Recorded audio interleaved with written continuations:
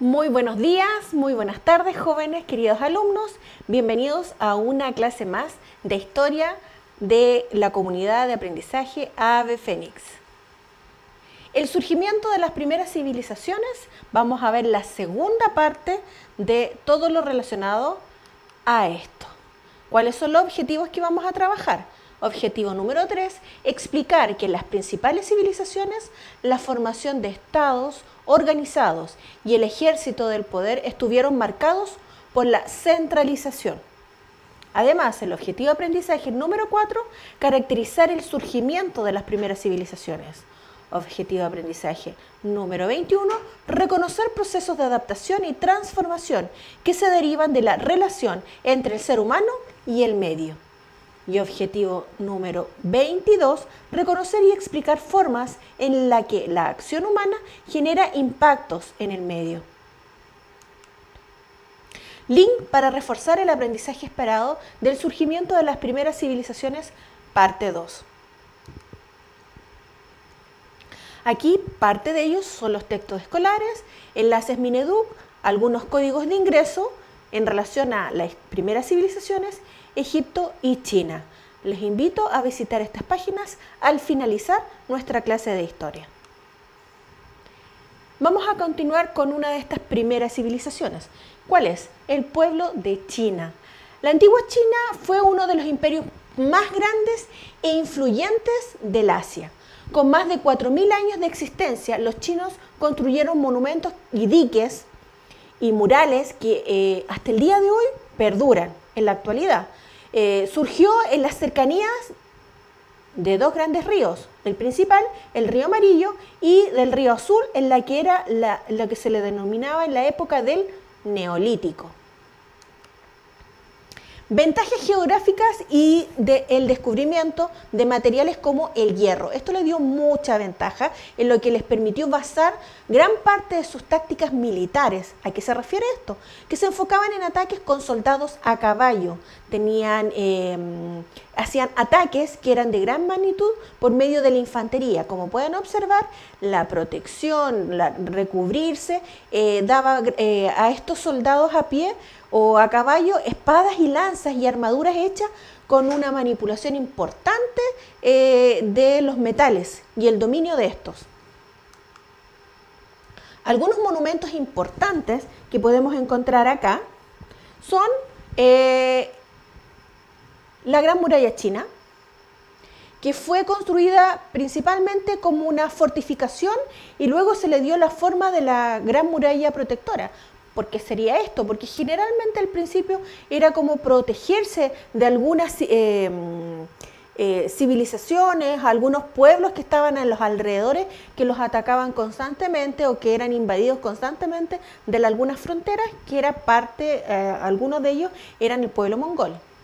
Otro monumento importante es el mausoleo de Qi Shi Huang, que es el recinto donde el emperador Qin identificó su tumba y la de su familia, pero la edificación de esto es tan importante y tan grande que fue el que se encontró alrededor de él fue el ejército de terracota, que es el que se encuentra en la imagen en la parte central.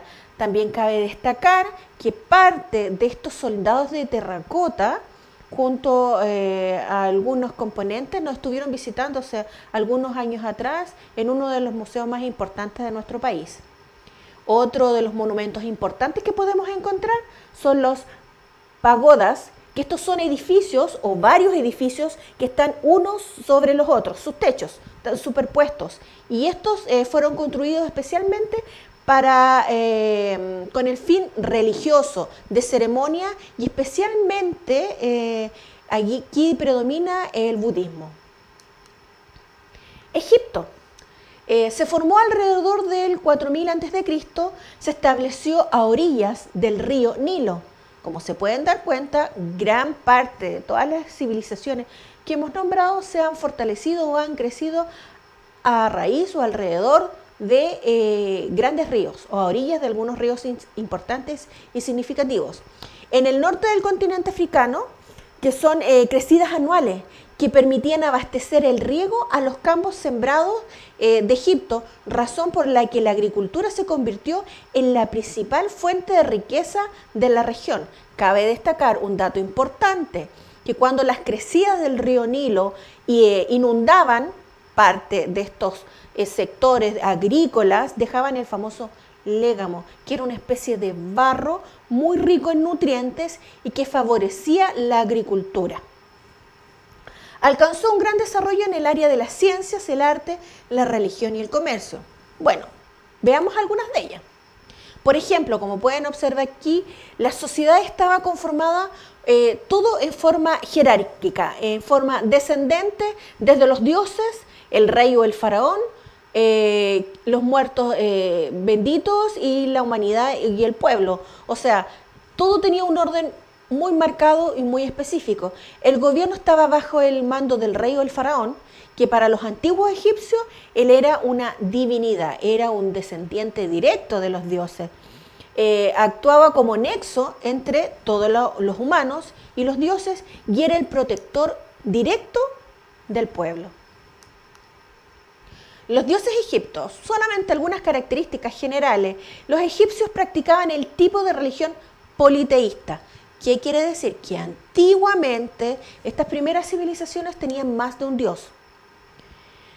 Veneraban a varios dioses a los que identificaban con diferentes fenómenos de la naturaleza o del entorno inmediato, como el viento, el trueno, la fertilidad, entre otros. Por ejemplo, el más importante era Amon-Ra o Ra, que era el dios del sol, seguido por Osiris, el dios de los muertos, y así consecutivamente. Una parte importante que tenemos que destacar de esto es la arquitectura de la civilización egipcia, en la cual los principales íconos de la arquitectura egipcia son las pirámides. Consisten en unas majestuosas construcciones de piedra que funcionaban como tumbas y que al mismo tiempo permitían a las almas emprender su viaje hacia otra vida o hacia el más allá, una mejor vida. La gran pirámide de Giza fue mandada a construir por el faraón Keops. Su construcción duró aproximadamente 20 años y requirió el trabajo de unos 10.000 hombres, que generalmente eran esclavos. Grandes descubrimientos del pueblo egipcio, por ejemplo, el calendario egipcio fue adaptado a un calendario solar que constaba también de 365 días, un periodo que se iniciaba con la crecida del río Nilo y se calculaba el mes y las estaciones del año.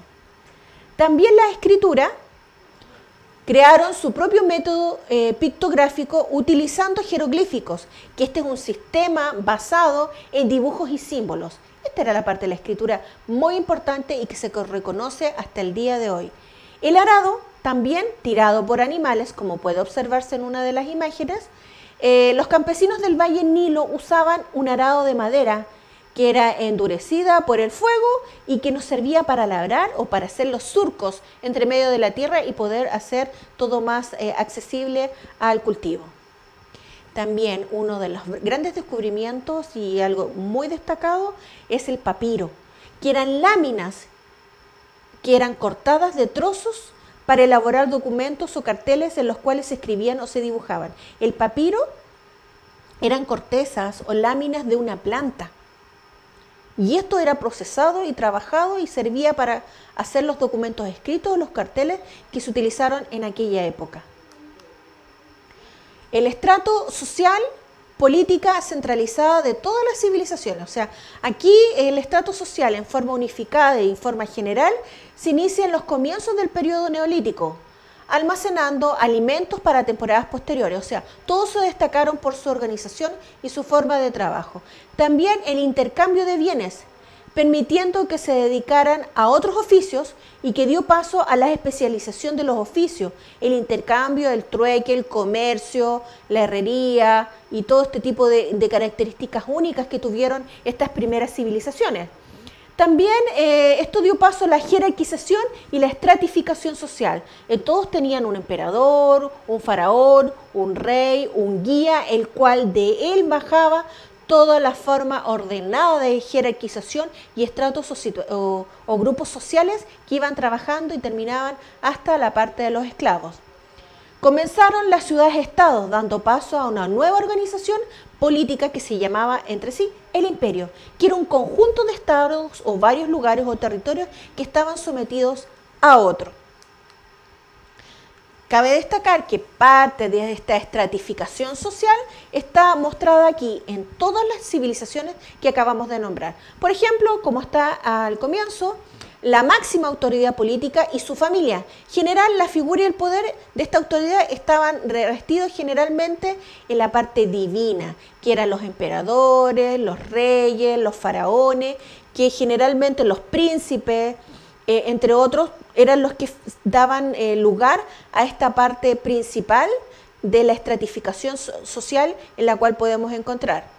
Después venían los sacerdotes y altos funcionarios de los estados, de todos los que acabamos de nombrar, desde el chino, el egipto, el mesopotámico, todos eran formados después de los reyes, los emperadores o los guías, estaban los sacerdotes y los altos funcionarios que ayudaban a la administración. Que este era un grupo minoritario, solamente un grupo selecto de la sociedad que gozaba de ciertos privilegios y poder político y al mismo tiempo de la religión.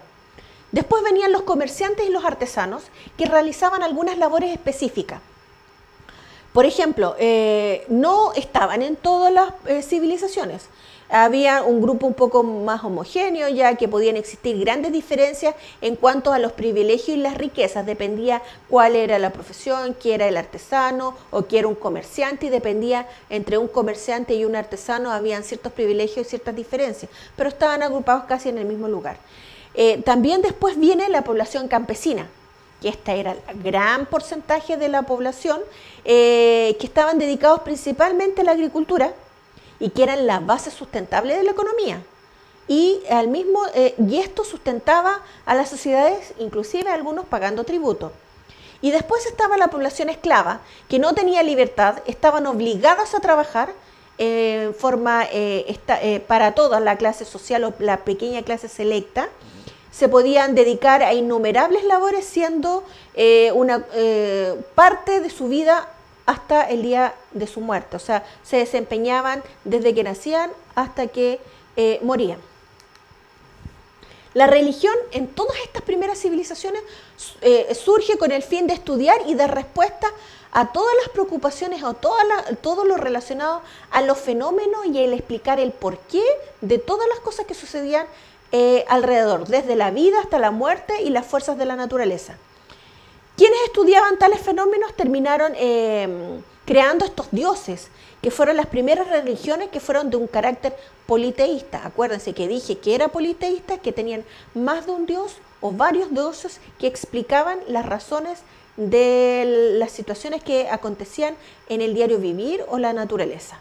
No existía una clara división entre los poderes políticos y el religioso, que significa que estaban unidos, siempre estuvieron correlacionados, no había una separación como es hoy en día. Esta concentración de poder, ¿qué fue lo que hizo?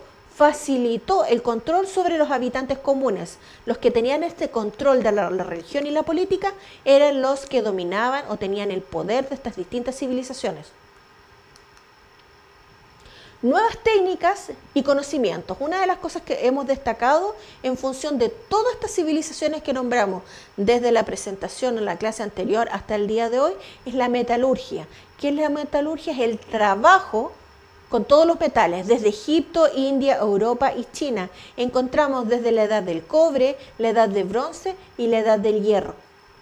Primero, el cobre fue el primer metal que se utilizó para todo lo que era la confección de utensilios, porque era más blando. Principalmente se utilizaron como adornos y utensilios de cocina o decoración. Después el bronce fue una aleación entre el cobre y el estaño que se permitía en el mismo tiempo fundirse y poder armar algún poco de fabricación y algunos utensilios agrícolas. Y al finalizar empieza todo lo que es esta edad del hierro, que era más duro, más resistente en relación al bronce. Y al mismo tiempo era más difícil de trabajar. Y esto influyó de una manera muy importante en la guerra. especialmente en la creación de armas de buena calidad. Nuevas técnicas y conocimientos en relación a la escritura.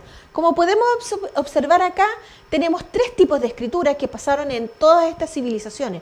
Primera fue la escritura cuneiforme, después la escritura de jeroglífico y después la escritura alfabética.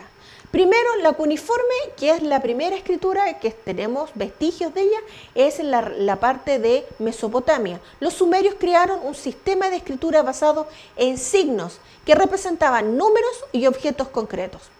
Después tenemos los jeroglíficos, que es más característico de Egipto, con símbolos que representaban los sonidos e ideas de otros elementos. Y el último, que es parte de la base de la escritura alfabética, está influido por otros pueblos o por varios pueblos característicos de este sector de los fenicios, que desarrollaron esta escritura alfabética en la que cada signo representaba un sonido, y el alfabeto fonético que se crearon para estos fines solo tenía 20 signos, ya que no se escribían las vocales. Pero al mismo tiempo el reconocimiento y la utilización de estas distintas culturas en relación a cada una de estas civilizaciones fue una base principal de la transmisión de la información de generación en generación. Las primeras civilizaciones, todas, presentaron rasgos comunes entre ciudades-estados, organización centralizada, la sociedad completamente jerarquizada, sistemas religiosos que tenían un monopolio completo, avances tecnológicos y al mismo tiempo científicos. Los tecnológicos en relación al uso de armas o utensilios para la agricultura y científicos desde el reconocimiento del calendario y la cantidad de días que tenía un año. Cada uno de estos rasgos presentó en ciertas particularidades cada una de estas civilizaciones. Cada una de ellas era completamente autónoma, completamente diferente. Cada una forjó o armó su propia historia con particularidades completamente diferentes que no se pueden olvidar. Cada una tiene una característica única que nos hace identificar. Por ejemplo, los jardines colgantes de Mesopotamia, las pirámides de Egipto, o de los fenicios, los barcos, o de China, la gran muralla china, o el ejército de terracota. Cada uno tiene sus características únicas en las cuales podemos recordar y acordarnos hasta el día de hoy y hablar de ellos. Vamos a dar una pequeña tarea al finalizar estas dos unidades temáticas que hemos tenido hoy. Investigar y caracterizar. Selecciona una sola. Mesopotamia, India, fenicios, egipcio, la minoica o la china. Para cada civilización debes considerar la historia, su organización política, social, economía, religión, arte, arquitectura, si hay algún desarrollo técnico, científico, si hay algo en relación a la medicina, la matemática, la astronomía, la metalurgia, escritura.